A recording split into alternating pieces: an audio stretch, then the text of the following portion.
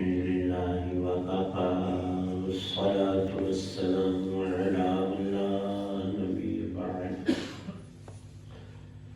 أما بعد فأعوذ بالله من الشيطان الرجيم بسم الله الرحمن الرحيم واعتصموا بحبل الله جميعا ولا تفرقوا واذكروا نعمة الله عليكم إذ كنتم أعداء فألف بين قلوبكم فأصبحتم بنعمته إخوانا وكنتم على شفا حفرة من النار فأنقذكم منها كذلك يبين الله لكم آياته لعلكم تهتدون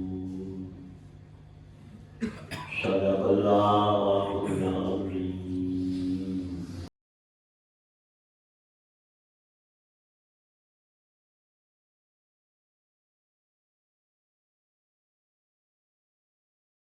اور اللہ کی رسی کو مضبوطی سے تھامے رکھو اور آپس میں پھوٹ نہ ڈالو، اور اللہ نے تم پر جو انعام کیا ہے اسے یاد رکھو کہ ایک وقت تھا جب تم ایک دوسرے کے دشمن تھے، پھر اللہ نے تمہارے دلوں کو جوڑ دیا اور تم اللہ کے فضل سے بھائی بھائی بن گئے، اور تم آگ کے گڑھے کے کنارے پر تھے، اللہ نے تمہیں اس سے نجات عطا فرمائی۔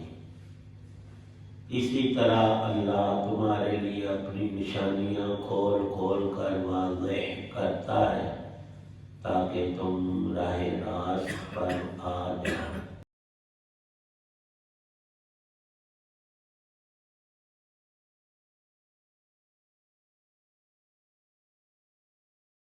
سورہ آل عمران کی آیت 103 ہے۔ مشہور ترین جملوں میں قرآن پاک کا یہ وَاعْتَصِمُوا بِحَبْلِ اللَّهِ جَمِيعًا وَلَا تَفَرَّقُوا والا آیت پاک کا حصہ کہ اعتصام بحبل اللہ سب مسلمانوں کے لیے ضروری ہے، اور تفرقے سے بچنا، فرقہ بندیوں اور گروہوں میں بٹنے سے اپنے آپ کو دور رکھنا، یہ بھی لازم اور ضروری ہے۔ حبل اللہ، اللہ کی رسی وہ کیا ہے؟ مفسرین فرماتے ہیں سب سے پہلے اللہ کی کتاب قرآن، یہ حبل اللہ ہے، اور حدیث پاک میں اس کو حبل اللہ المتین فرمایا ہے۔ یہ اللہ کی وہ رسی ہے، بلکہ پنجابی میں اسے رسہ کہنا چاہیے، کہ جو ٹوٹنے سے پاک ہے، محفوظ ہے۔ یہ رسی کبھی بھی ٹوٹنے والی نہیں، اور جو اسے پکڑ لے گا وہ اوپر چلا جائے گا۔ اور اب اس کی آنکھوں دیکھی مثال یہ فوجیوں کے ہیلی کاپٹر ہیں، جو صرف فوج کے بندوں کو ہی نہیں بلکہ بہت وزنی چیزوں کو رسے ڈال کر اوپر لے گئے اور پہاڑوں اور دریاؤں کو کراس کرتے ہوئے مطلوب جگہوں پر جا اتارتے ہیں۔ یہ تو بندوں کی مشین ہے چھوٹی سی، اور رب کے نظام جو قدرت سے متعلق ہیں وہ اتنے وسیع ہیں کہ یہ رسہ زمین سے آسمان تک جو بھی انسان اس کو مضبوط پکڑ لے گا وہ اوپر اللہ کی رحمت تک پہنچتا پہنچتا چلا جائے گا۔ اس رسے کو کبھی ٹوٹنا نہیں، لیکن انسان خود اپنی غفلت سے ڈھیلا پڑ جائے اور ہاتھ ڈھیلے کر کے اسے چھوڑ دے، یہ بندے کی غلطی ہے، اس رسے کا نقص نہیں ہے۔ دین اسلام اور شریعت محمدیہ صلی اللہ علیہ وسلم بھی اسی اعتصام باللہ میں آتے ہیں۔ ہم اللہ نے ہمیں ایمان عطا کیا ہے تو اس کی آگے مضبوطی کی راہ پہ بھی چلنا ہم سب پر لازم ہے کہ دین اسلام کو ہر جگہ ہر موقع پر ہم ترجیح دیں۔ دیکھیں اللہ کا حکم کیا ہے اس وقت میرے اوپر، اور رسول پاک صلی اللہ علیہ وسلم کا مسنون طریقہ اس میں کیا ہے۔ تو دنیا اور آخرت کی جتنی ذلتیں ہیں، نقصان کی چیزیں ہیں، ہلاکتیں اور بربادیاں ہیں، ان سب سے انسان بچ جائے۔ ایمان ہے اور یہ اعتصام ہے، اللہ کے رسے کو پکڑ لینا۔ یہ اس موقع میں رسول کریم صلی اللہ علیہ وسلم نے آیات کی تلاوت فرمائی جب شماس خبیث یہودی نے مسلمانوں کو مدینہ پاک میں دو گروہوں کو لڑائی پر اکسا دیا اور وہ تیلی لگا کر نہ تیل ڈال رہا تھا، تو اللہ نے یہ پانی برسا کر اس کی سلگائی ہوئی ساری آگ کو بجھا کر رکھ دیا۔ مدینے میں دو قبیلے تھے انصار صحابہ کے، ایک اوس تھا ایک خزرج تھا۔ ایمان لانے سے پہلے وہ ایک دوسرے کے ایسے دشمن تھے کہ ان کی لڑائیاں سال آٹھ میں ختم نہیں، 100 سال تک چلتی تھی۔ دو چار آدمی نہیں، سینکڑوں ہزاروں بندے ایک دوسرے کے مار کر بھی ان کا جگر ٹھنڈا نہیں ہوتا تھا اور بھڑکتے تھے۔ جب وہ ایمان کی راہ چلے اور اللہ نے ان پر سب سے بڑا کرم فرما دیا کہ رسول پاک صلی اللہ علیہ وسلم کو ان کے شہر میں بھیج دیا۔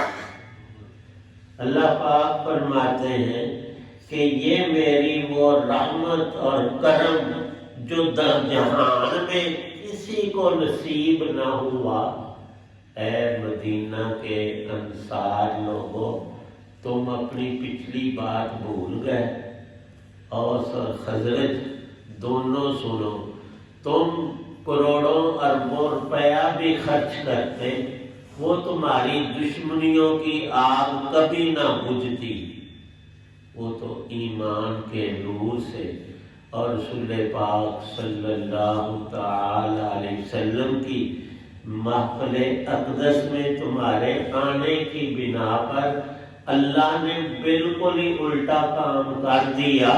وہ یہ کہ پہلے کی دشمنیوں کو بدل ڈالا، الفت عطا کی اور ایسی الفت تمہارے دلوں میں ڈال دی کہ تم حقیقی بھائیوں سے بھی زیادہ ایک دوسرے سے پیار کرنے لگے۔ اور انسان اکیلا بیٹھ کر کبھی سوچے نا تو مثبت چیزوں کے اثرات اور نتیجے بھی مثبت آتے ہیں، اور منفی سوچے وہ دوسرے کا کچھ نقصان کرے نہ کرے بندے کا اپنا بیڑا غرق ہو جاتا ہے۔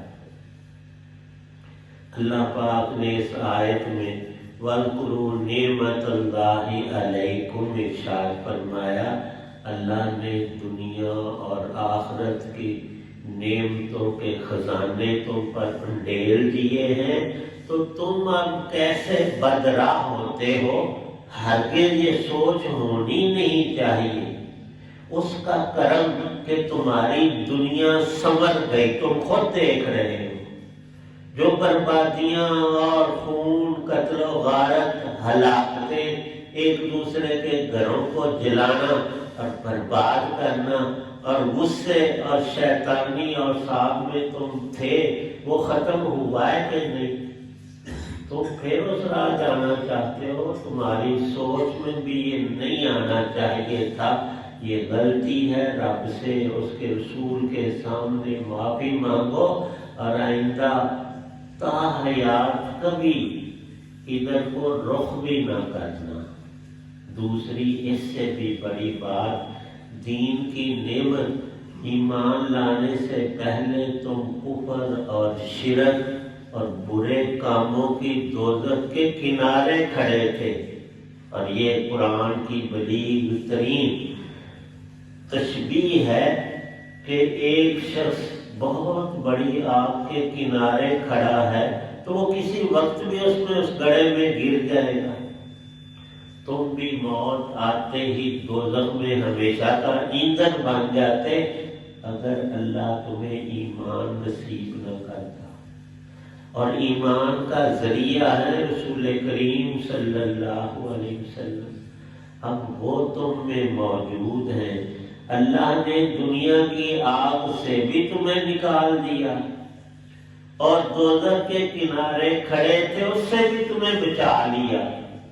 اس سے بڑا انعام کوئی متصور نہیں، تو تم سب پر ہر دم اللہ کا شکر اور اس کے حبیب پاک صلی اللہ علیہ وسلم کا شکریہ بھی لازم ہے۔ کرنے کا تو یہ کام ہے، اور فرمایا کذالک یبین اللہ لکم آیاتہ۔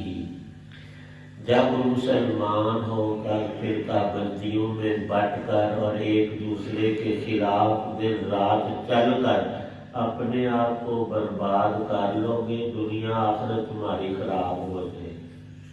اور حبل اللہ المتین، اعتصام اس قرآن پاک کو دیکھو، اس پہ چلو، یہ آئینہ ہے اور جہانوں کی رحمتوں کا خزینہ ہے۔ تم اس اللہ کی رحمت کے دریا کو چھوڑ کر صحراؤں میں پیاسے پھرتے ہو، تو اس سے بڑھ کر بری بات کیا ہوگی؟ اللہ نے مسلمانوں کو قرآن دیا، یہ اس کی طرف توجہ ہی نہیں کرتے، اس کو ہاتھ نہیں لگاتے۔ ہم سب ایسے غافل تر بنے ہوئے ہیں، اور اللہ نے اس کو اس لیے نہیں اتارا تھا کہ بس جی اللہ کی سچی کتاب ہے، کہاں ہے، کیسی ہے، اس میں کیا ہے، احکام ہیں، شرائع ہیں، عبرت کی چیزیں ہیں، ہر انسان کے لیے ساری ہدایتوں کا سامان ہے۔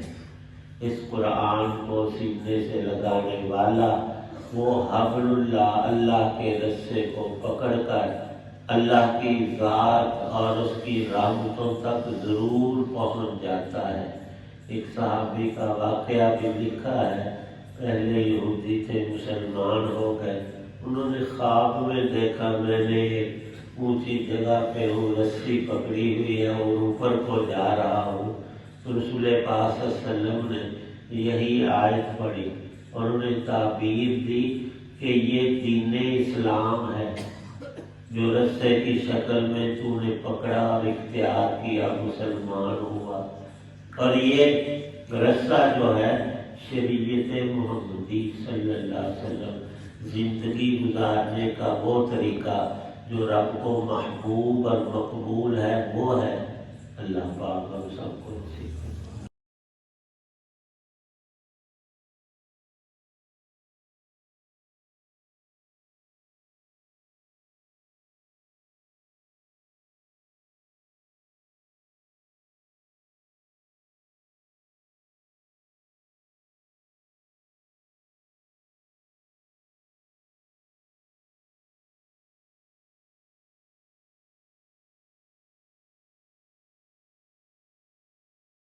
الحمد لله رب العالمين والصلاة والسلام على رسوله النبي الكريم اللهم صل على سيدنا محمد وعلى آله وصحبه وسلم۔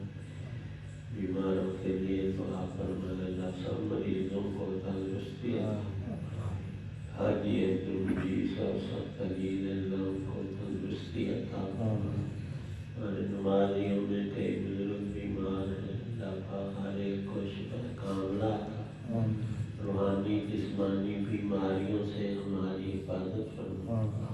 قرآن پاک کا رسول کریم صلی اللہ علیہ وسلم کی سنت کا اعظم نور ہمیں نصیب فرما۔ یا اللہ پاک جہان کے سارے فتنوں سے اور دجالی چیزوں سے، کفریات اور شیطانی اعمال سے ہماری حفاظت فرما۔ ہماری جو تھوڑی چند روزہ زندگی باقی ہے، یا اللہ پاک اعتصام بحبل اللہ نصیب فرما۔ قرآن پاک دین اسلام رسول پاک صلی اللہ علیہ وسلم کی شریعت ہمارے دل و جان کو یا اللہ پیاری بنا دے، اور حدیث میں ہے کہ ایسا پیار کہ جیسے پیاسے کو پانی محبوب ہوتا ہے، شدت پیاس میں یا اللہ دین ہمارے نزدیک ایسا پیارا بنا دے۔ صلی اللہ تعالی علی خیر خلقہ محمد وعلی آلہ وصحبہ